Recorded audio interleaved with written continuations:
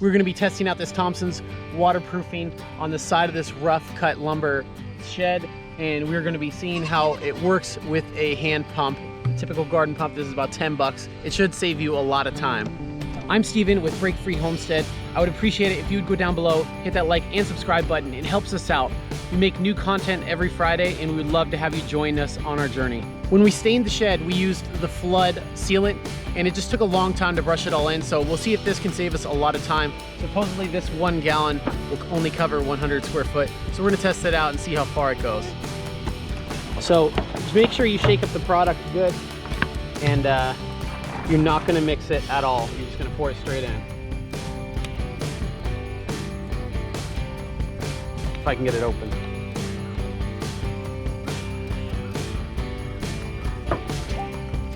What's up,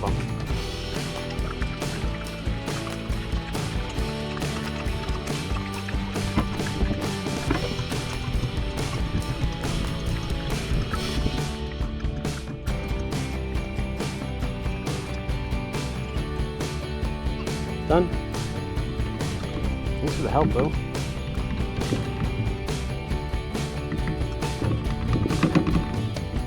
Can you tell us what we're doing today?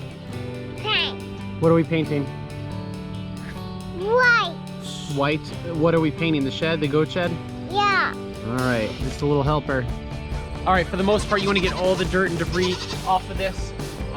So I guess we'll just start up in the corner and see how it goes.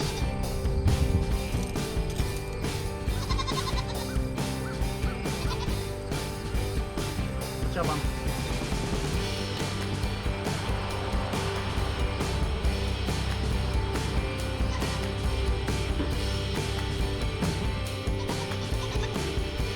Guys, I'm pretty impressed with how easily this is spraying. If you had a flat tip on this, it might work a little bit better, but for the most part, it is so simple.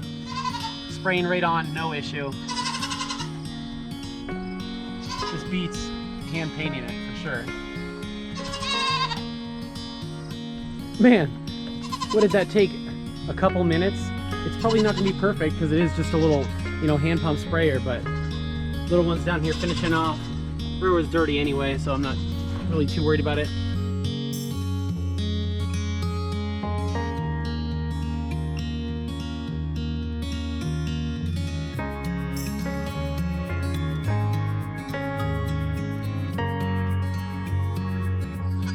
So I'm kind of trying to stretch this a little bit.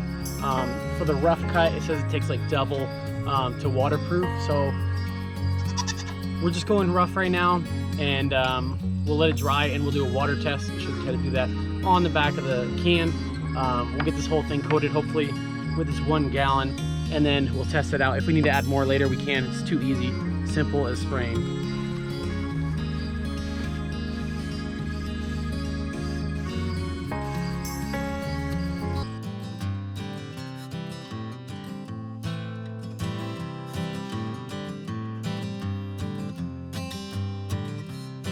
All right, so we were gonna start on the boys' side. These crazy goats, I don't know how they're gonna do with this, so if they start licking this or something, we're just gonna lock them up, keep them in there until they start soaking into the wood.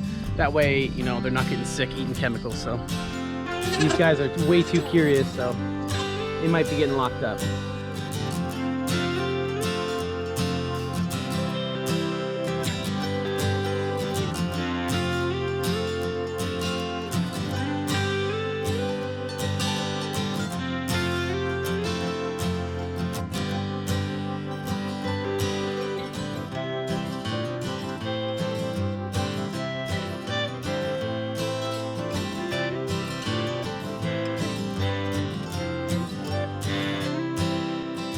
You guys, that was so simple, and I would say it's a game changer for coating the outside of this. Like, I'm not gonna brush on anymore. If you see my previous video, I'll put it right up here.